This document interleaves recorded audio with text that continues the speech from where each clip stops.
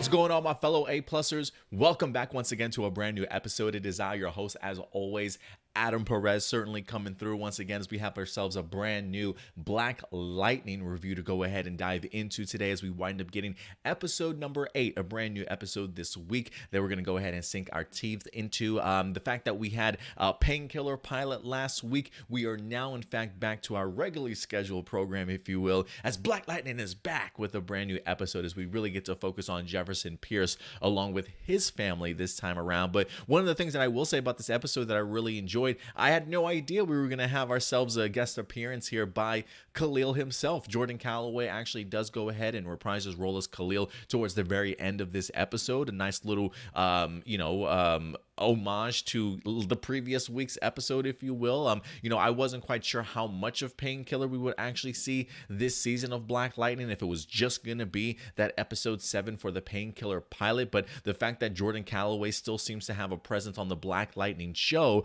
I'm hoping that maybe we could see him pop back up here in this season before the season finale or the series finale for this show. Honestly, considering the fact that he still has a connection with TC, clearly they've been doing some experimenting together, right? Maybe getting some advice from him. This doesn't feel like the first time that him and TC have been keeping in contact. You know what I mean? It feels very much like there's been open communication ever since Khalil wound up actually leaving Freeland as of last season. So I am glad to see that he is certainly still involved in this matter. And I'm kind of hoping that this is going to give Khalil the opportunity to maybe have his final say in regards to what happens with Tobias. Those two definitely do have a long storied history together. So if there's any way that I can get Khalil back in here to maybe confront Tobias after everything that this man has certainly done to him, I would be completely open to that. So I'm hoping that this little brief appearance by Khalil at the end is a sign of bigger things to certainly come. But speaking of Tobias, for me, the idea of Tobias continuing to run as mayor is pretty chilling. And it's one of those things where I really love Tobias just because of the fact that I think he's such a cold-blooded villain.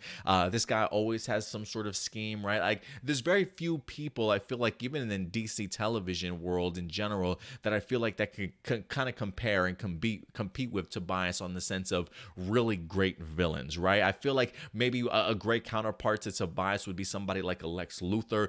Heck, I would even put another Black Lightning villain up there in Agent Odell as well, right? So I really loved how they've utilized Tobias well, but to see him in this particular lane has really worked out for me in regards to his storytelling. You know, we have the two people, or I should say like 3 people working under him, because he still has the chief of police, who I feel like we haven't seen in a minute on this show. But then he also has Red, the bald-headed guy that we've been seeing be sort of like his right-hand man. And then he also has Val, who is in fact like his left-hand man, if you will. Clearly, both of these two characters having a significant role in this episode, as Jefferson and Gambi at least find out that it's potentially Red that is in fact responsible for shooting the mayor.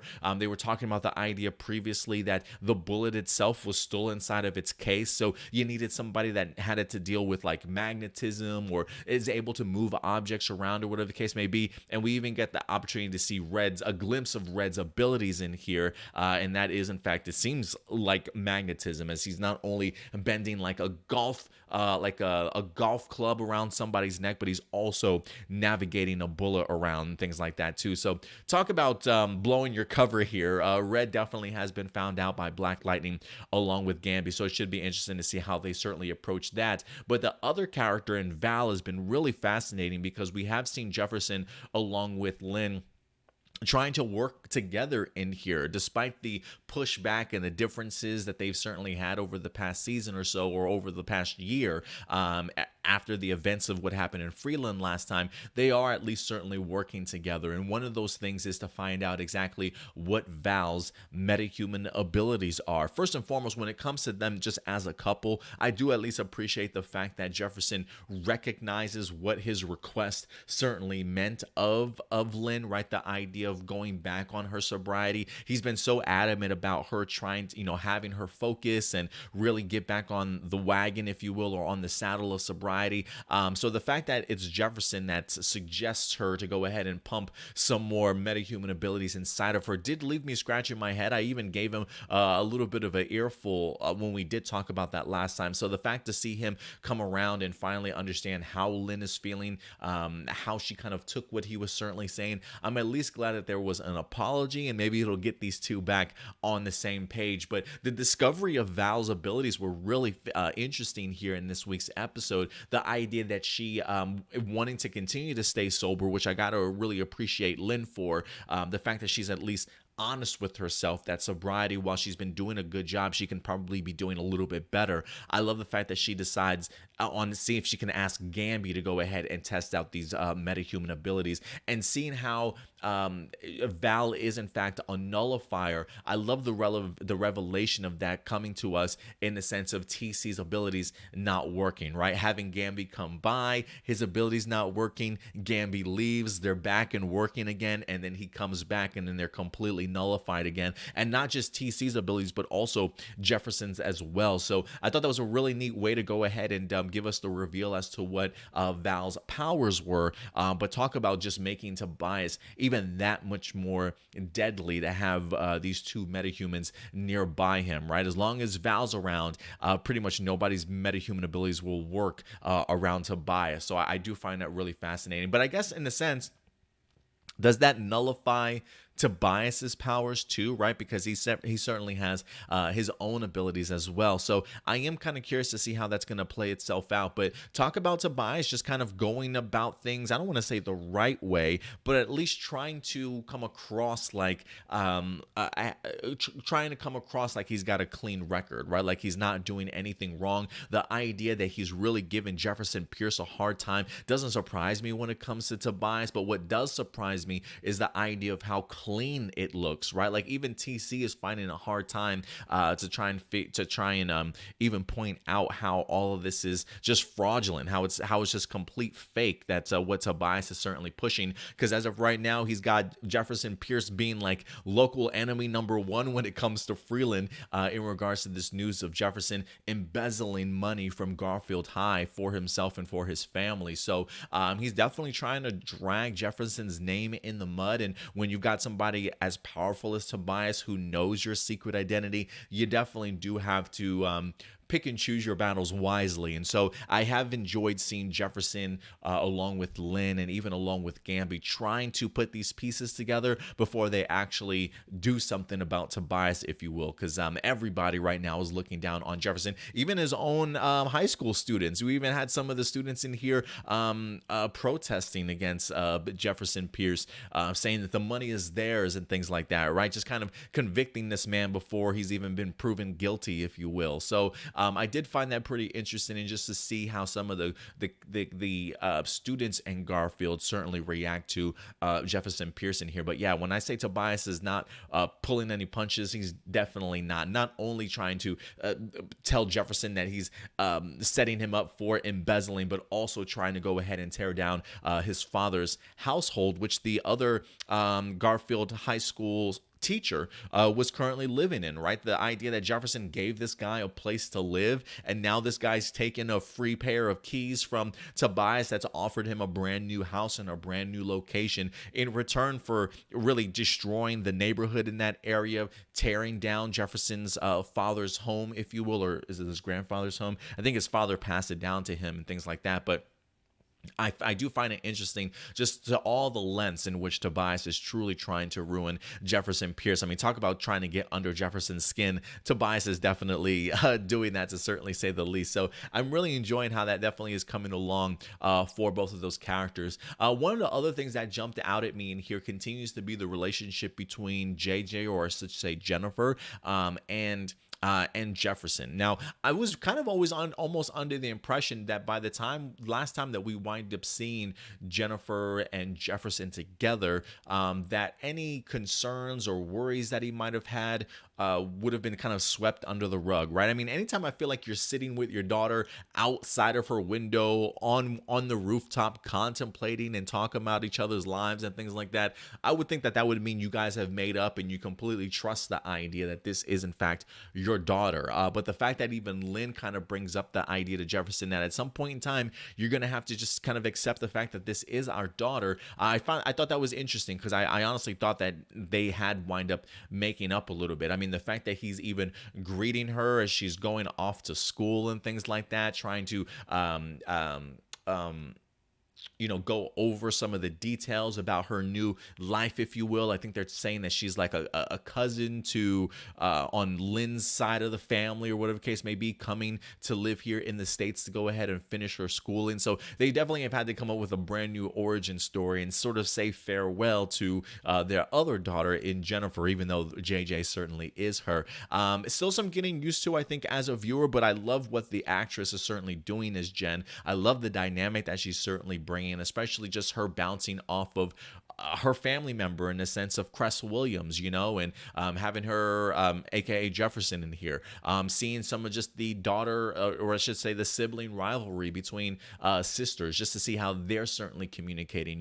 I really love seeing this new actress try and fit into that particular role of JJ and kind of make a name for herself, if you will. I'm really enjoying her relationship here, or her friendship, I should say, with TC. I love the fact that they're open enough to kind of pick on each other and make fun of each other like that. A part of me was thinking maybe TC does kind of have some feelings for Jennifer, but just based off of how he reacted, especially to the idea of Jennifer talking to a new young man that she'd never really been introduced to before, he seems to be, for the most part, like pretty cool with the idea of like just being friends, so I do dig that chemistry between those two, and would be fascinating to see how else is definitely explored. And for me, when it comes to Jennifer, I still do have some questions, like I have no idea who this new kid is. The fact that she's already kind of getting involved, I love the fact that somebody like Grace in this episode told her to maybe slow down a little bit, right? Start kind of getting used to herself, if you will,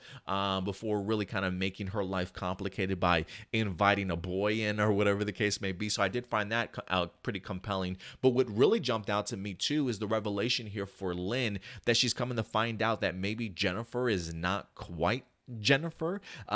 She seems pretty adamant to tell Jefferson that this is our daughter, but now that they have in fact sort of gotten back this final test, not seeing that things are kind of were stable as Jennifer, now kind of unstable as JJ, I am curious as to what that means, if she's not fully herself, or if there's a mixture of her and somebody else in there. Who certainly knows, but I do find this to be pretty compelling stuff, and I would be interested to see not only how JJ takes it, but also how Jefferson takes it. So hopefully Lynn in next week's episode maybe explains things just a little bit further in regards to how that's kind of working out for them at the end of the day. I do also want to talk a little bit about Anissa along with Grace here, because we do start off this episode seeing Anissa finally, or at least introducing Grace to the family as her wife. This is the first time that I'm assuming that she's actually had the opportunity to talk to her family. A little bit of a surprise party, if you will, for Grace. She definitely was not expecting that at all. And while she definitely was expecting to go ahead and sit down and talk to her family, Anissa's family, about the two of them getting married, it does seem as though Anissa is one step ahead of her and maybe have already had that conversation to be throwing this surprise party and just welcome Grace in as part of the family also. So I did find that pretty awesome that they were able to go ahead and do that. And I even like the idea of Grace sitting down with JJ in here and kind of having that open sister-in-law sort of conversation, the fact that she clearly understands how close Anissa is to Jennifer, and is also trying to build up that relationship between her and Jennifer as well. So I thought that really came in, and I continue to really be impressed with Chantel Thuy. Like, I'm really glad that they wind up actually giving her like a more series regular role in this season, and to be able to see her not only her, not only have her act but also fight, in her new costume and getup and things like that. I thought was awesome here this week. I really do love seeing Anissa and Grace sort of tag team these villains together, or going on patrol and fighting crime. I do think they have a great chemistry when it comes to the crime fighting aspect of things. So to see this showdown with Ishmael this week, I thought was spectacular. Great fight choreography in here. Great seeing how well these two certainly work together, despite Ishmael really being a handful for anybody, to be perfectly honest with you. But I continue to love just their chemistry, and really seeing how this fight wind up turning out. And you clearly get to see there's a vendetta now between Ishmael along with Blackbird here, and aka Anissa herself. So I am eager to see what's going to happen, as we do know that Ishmael is out to pretty much destroy the Pierce family, and his first goal and his first objective definitely is that of Anissa. So I'm kind of hoping she makes it out of this season alive. I really do. I can just honestly tell how dangerous Ishmael certainly is, and so it would be just devastating to see Ishmael actually win or take somebody out of the equation in here. So other than that, I really enjoy just the fight sequence that we wind up having, and get an opportunity to see those two work so closely and well together, honestly, on screen. Let's see here if I had any other honorable mentions. One honorable mention I did have was, in fact, in regards to Gambi. We do see Gambi continuing to do his infiltration thing when it comes to Monte Vista, really swooning the leader. What's her name? Laura? I can't remember off the top of my head right now. But continuing to just swoon her and impress her, from the long gazes into her eyes, taking her out to dinner, definitely helping her out with all the technology and things like that she's out here creating and things like that for Monte Vista. While I appreciate the dedication that Gambi has, I just know this is not going to end well. Like, I just know it's not. Like, for me, it's actually pretty heartbreaking to continue to see Gambi go through these steps, right? Like, there is something different about the idea of just infiltrating a company, right? Maybe getting close to a co-worker or something like that to kind of get the information you need and then just bail. But the fact that Gambi is truly taking advantage of somebody's like personal feelings for him and letting down their guard and their security around him, to have Gambi kind of filling her head with all these feelings and all these sweet compliments and stuff, like, while there is a part of me that knows that Gambi truly does mean all these things, I'm pretty sure there is even a level of guilt that Gambi has for what he's doing. I just wish there was another way for him to go about it, like maybe just coming across as more interested in working for the company per se, as interested in her, right? Like, if he had just kept it sort of a business sort of situation, maybe the revelation will be less crushing for her to have to deal with. Because I honestly, watching this episode, I was just waiting. I was just sitting there waiting for her to come back into the room or finally catch him. Because Gambi is going to get caught. Like, whether or not he gets caught or he eventually reveals what he's been doing, it's going to crush her. And I don't know how I feel about that. Like, I don't know if I can fully stand next to Gambi and said, Gambi, you did the right thing here. I do feel like there might have been other ways to certainly go about this, but this is really compelling to me when it comes to, out of all the stories that I think we've gotten. I mean, the Tobias as a mayor stuff is great, but I think for me, it's just one, I haven't really seen Gambi in love or like treat somebody like that. And the fact that he personally does have feelings for her, but he's using those feelings to his advantage. I don't know how comfortable I am with this plan, Gambi. So I hope however this turns out, it turns out well for you, because I don't see it ending well. I just don't see it ending well at all. But other than that, guys, I'm kind of curious to know what you guys think. As always, these are just my A+ opinions, but at the end of the day, I definitely want to go ahead and know yours. So listen, if there's any particular points about this week's episode that I certainly might have missed. Oh, you know what? Even the Anissa stuff with the what did they call it? She was just questioning how the hospital was being able to cure something, and I can't remember what it was off the top of my head.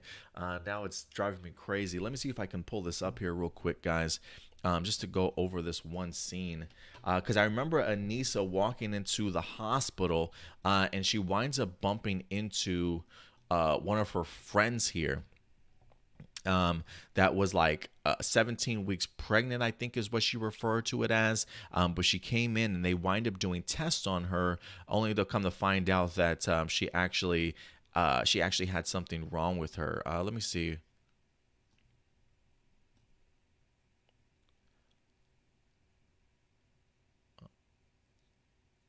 Cystic fibrosis. That's what it was. Cystic fibrosis.